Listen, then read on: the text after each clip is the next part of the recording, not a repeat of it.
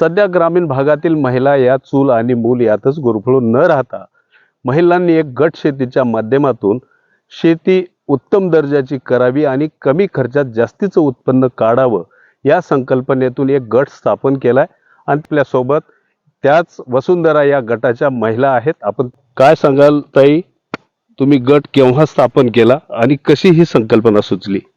आम्ही गट मे मध्ये स्थापन केला सर, आणि गट शेतीच्या माध्यमातून सगळ्या महिला एकत्र येऊन गट शेती करून कमी खर्चामध्ये जास्त उत्पन्न घेण्यासाठी आम्ही गट केला सर. एकूण गटामध्ये किती महिला आहेत? 16. आता या 16 महिलांनी गट स्थापन केल्यापासून तुम्ही काय काय केलं? आम्ही सुरुवातीला सर दशपर्णी अर्क करून घेतलं, पुन्हा निंबोळ्या गोळा केल्या निंबोळी अर्कासाठी, पुन्हा उन्हाळ्यामध्ये उन्हाळी वखरण दिवसा करून घेतली आणि परत पुन्हा दशपर्णी अर्क केला आणि निंबोळी अर्क बनवून घेतलं आणि जीवामृत बनवला आता टॉनिक म्हणून देण्यासाठी.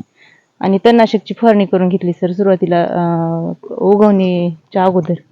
आणि पेरणी पण आम्ही सगळ्यांनी एकत्रितच केली सर. खत बियाणे एकत्रित खरेदी केले म्हणजे जेणेकरून आम्हाला सवलत भेटेल, म्हणजे कमी खर्चामध्ये भेटेल म्हणून.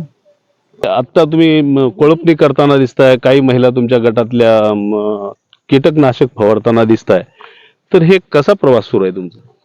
म्हणजे जास्त जणांकडे म्हणजे कुणाकडे बैल नाहीत, त्याच्यामुळं आम्ही हे योजना राबवली. पेरणी कशी केली? पेरणी ट्रॅक्टरद्वारे केली. आता ही कितवी कोळपणी आहे? दुसरी. किती बचत होते यात? बचत बरीच होते. आता असं म्हणजे असं आऊत जर आणलं तरी 3000 रुपये एकरी आहे. असं तर स्वस्तच पडते. आम्ही 3-4 एकर 3 एकर तर असं सगळे करतो. खरीपाच्या पेरणीचं बियाणाची आणि खताची खरेदी देखील कशी केली तुम्ही? एकत्रित महिलांनी खरेदी केल्यामुळे आम्हाला म्हणजे 100 रुपयाची आमच्या सगळ्या महिलांची बचत झाली त्याच्यामध्ये, बियाणे आणि खतामध्ये. पेरणी केव्हा केली? पेरणी जून महिन्यामध्ये केली. कशा पद्धतीचा सहभाग होता?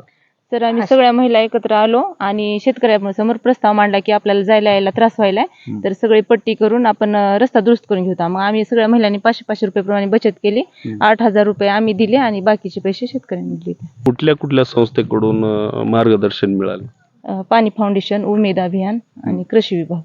काय काय प्रशिक्षण दिले त्याच्यामध्ये? की दशपर्णी अर्क कसं बनवायचा, एकत्रित शेती कशी करायची, गट स्थापन कसा करायचा आणि सगळे जे आपले जैविक कीटकनाशक आहेत ते कसं करायचं ते सांगितले. आणि सार्वजनिक कामामधून पानंद रस्ते ते दुरुस्ती करायचं सांगितले सर त्यांनी. ग्रामपंचायतीकडून काय मदत मिळाली? काहीच नाही सर, काही भेटली नाही ग्रामपंचायतकडून मदत आम्हाला. तर शाळेतील पोषण परसबाग केली विद्यार्थ्यासाठी आणि त्याच्यामधून सर आम्ही पैसे जमा करून त्यांना बियाणे पण खरेदी करून लागवड करणार आहोत. पानंद रस्त्याचा झाला आणि शेतात जे मोठा पाऊस पडला होता आणि परत ते बंदिस्ती फुटली होती त्याची दुरुस्ती केली सर. आणि परत ही जैविक कीटकनाशके बनवली. कसं वाटतंय या सगळ्या प्रवासादरम्यान आतापर्यंत? चांगलं वाटतंय. शेती उत्तम येते. पाहिलं तर देखील गावातल्या महिलांनी या चेरागावच्या वसुंधरा या गटाचा आदर्श घ्यावा आणि गट शेतीच्या माध्यमातून उत्तम आणि तंत्रशुद्ध शेती करावी. राजेंद्र धुळशेट्टे, RRD न्यूज मराठी, चेरा, जळकोट, लातूर.